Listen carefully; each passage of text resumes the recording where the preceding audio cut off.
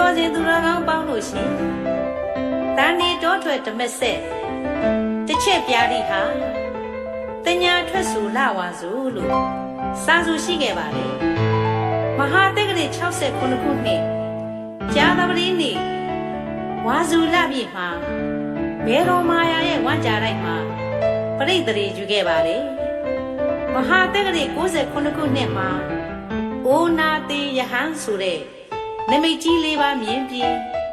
တောင်ဝေကရကတောထွက်ခဲ့တာဟာလေ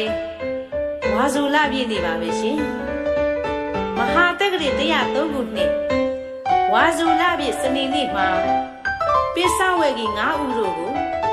ဓမ္မစကြာတရားဟောခဲ့ပါတယ်မဟာတက္ကရာ109ခုနှစ်6ဝါအရမှာရာဇကြိုပြည်ကာဏဥယျာဉ်မှာတကိုးတော်ပြပြီးဒိဋ္ဌိတွေကိုနှိမ်နှင်းခဲ့တာဟာလေဝါစုလပြည့်နေ့ဖြစ်လို့ဝါစုလပြည့်နေ့ကိုဓမ္မစကြာအခါတော်နေ့လို့ခေါ်ဆိုကြပါတယ်ရှင်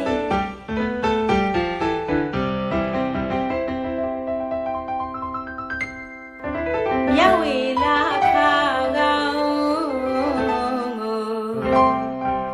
နရေဝါမြမပေါင်းတို့တောင်းမညာထိုးတို့အလောင်း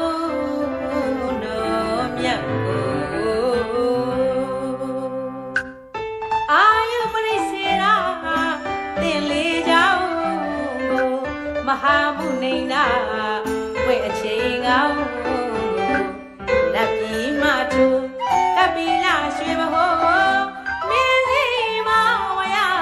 ကိုထက်သာအရွယ်ကိုရောက်တော်မူတဲ့မာယာနာ